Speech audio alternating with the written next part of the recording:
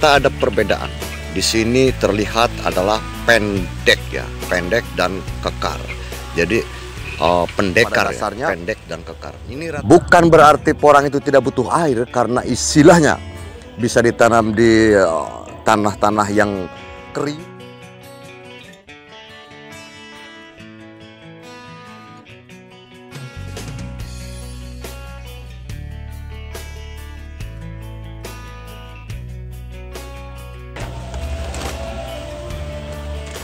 Assalamualaikum warahmatullahi wabarakatuh. Selamat sore. Hari ini hari Jumat tanggal 19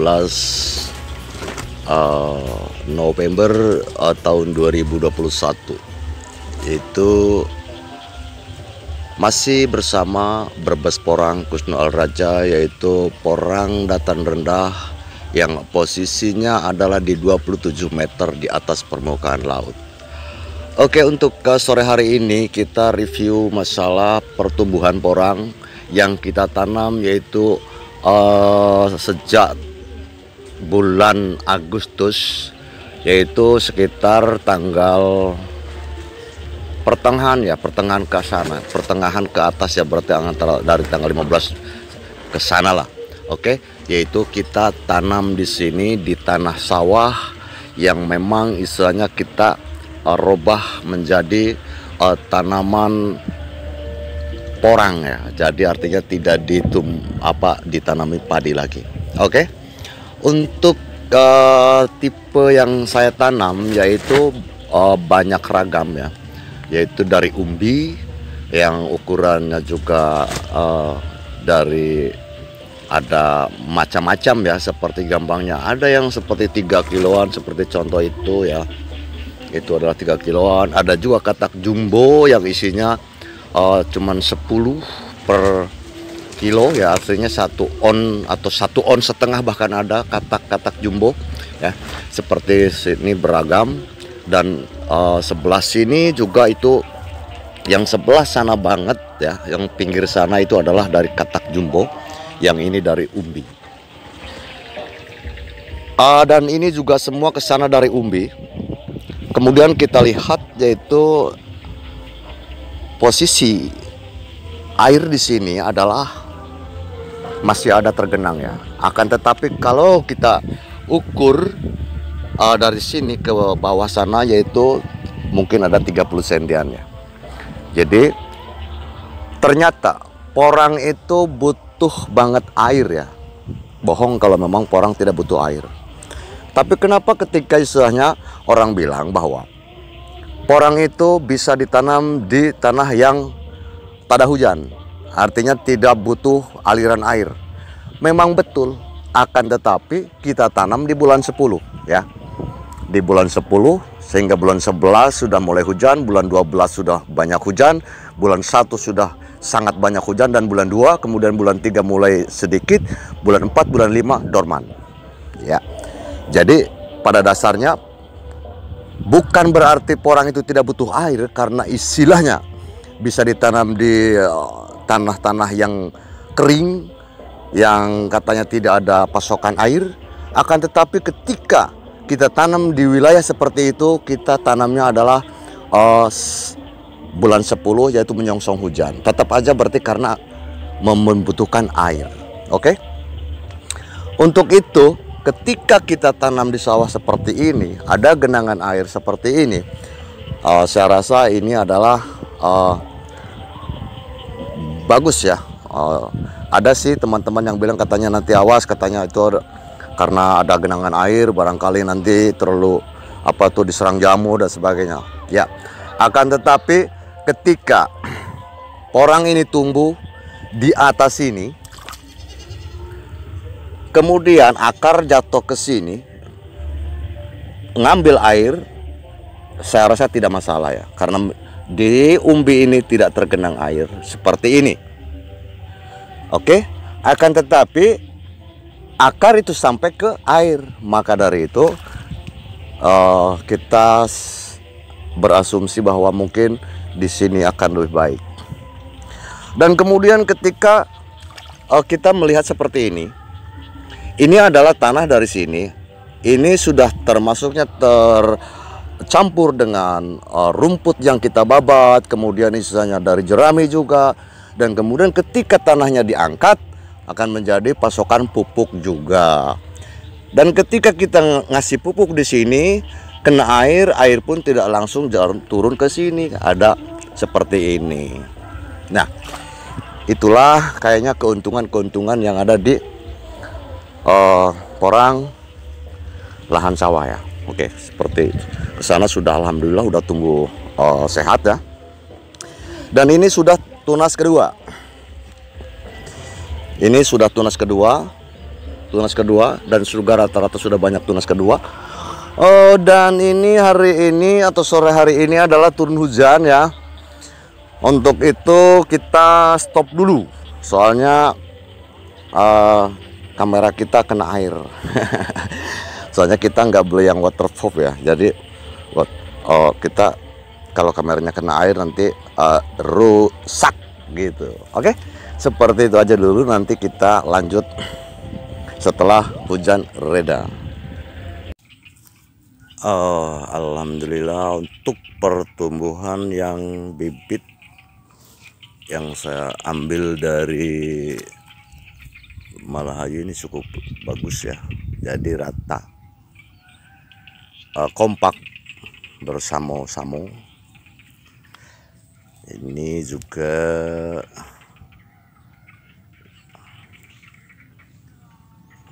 nah, untuk yang ini itu adalah umbi-umbi yang rata-rata saya belah.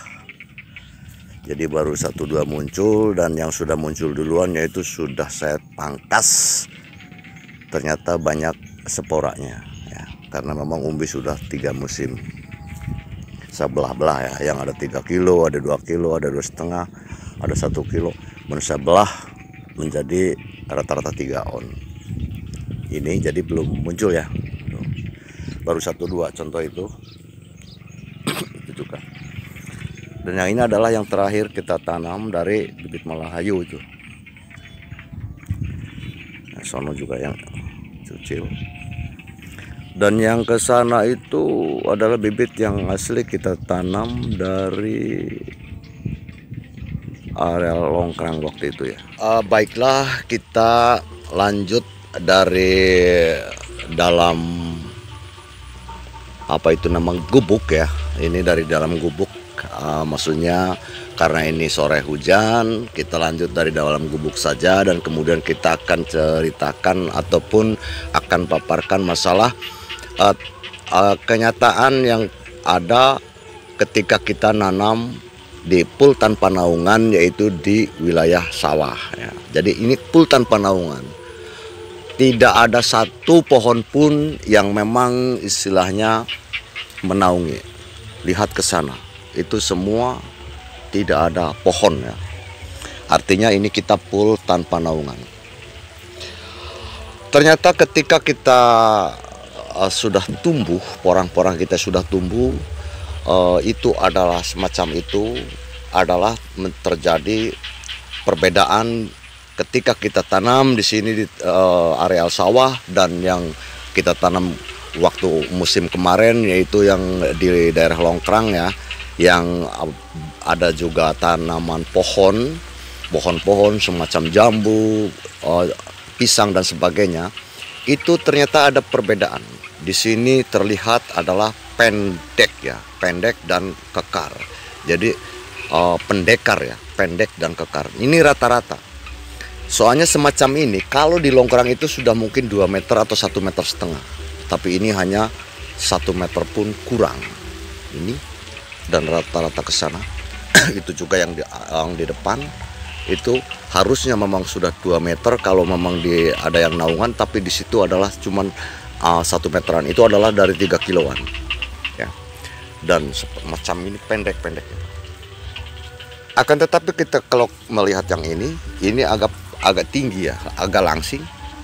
Yang ini juga agak langsing. Kenapa seperti ini? Ini adalah kalau sore ini ternaungi oleh ini atas ya, karena ini ada di sebelah gubuk. Kalau pagi sampai siang kena matahari, tapi kalau dari pukul 12 ke atas berarti ya 1, 2, 3, 4, berarti ini sudah kena naungan, makanya dia agak tinggi, agak langsing ya.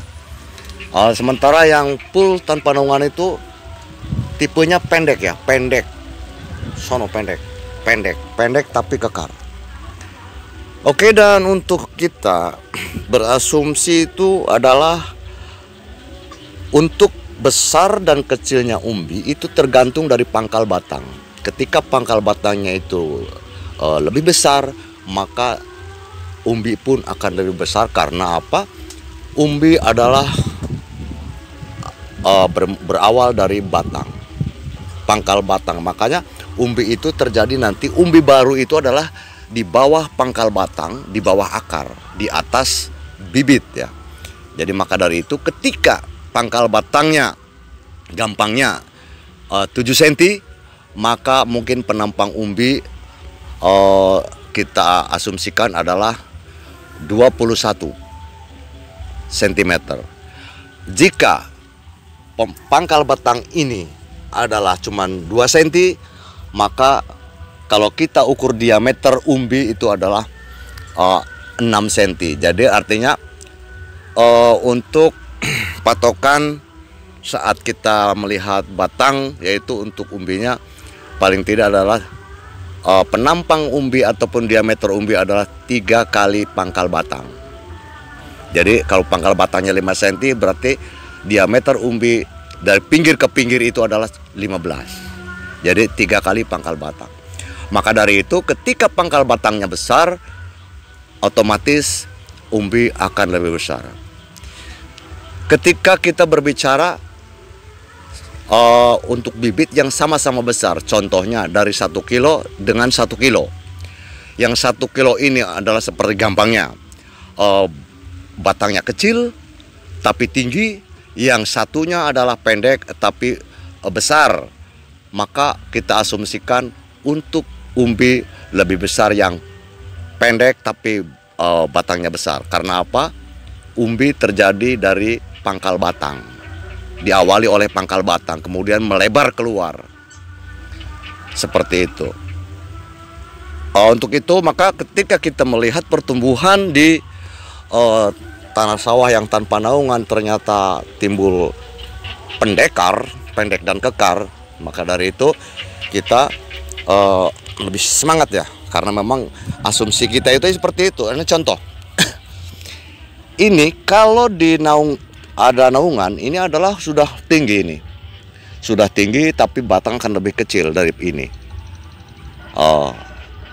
Tapi kita ukur sama-sama bibit sebesar itu ya, jangan kecil dan besar. Jadi sama, kalau 1 kilo 1 kilo kita bandingkan, kalau 2 kilo ya 2 kilo kita bandingkan. Nah, untuk yang di sawah yang seperti ini tanpa naungan, pangkal batang dengan pangkal batang atas itu tidak jauh beda ya. Jadi tidak seperti terus meruncing gitu, tidak.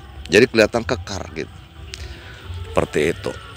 Maka dari itu coba nanti kita lihat untuk ke depan seperti apa ketika kita panen, dan saat itulah kita baru bisa lebih memastikan lagi bahwa lebih baik di mana. Nah, karena apa?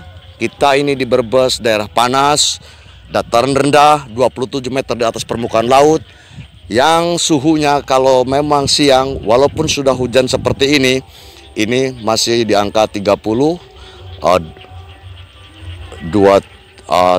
ya, masih bisa 30, kemudian paling 23 kalau hujan. Kalau lagi hujan ya, 23.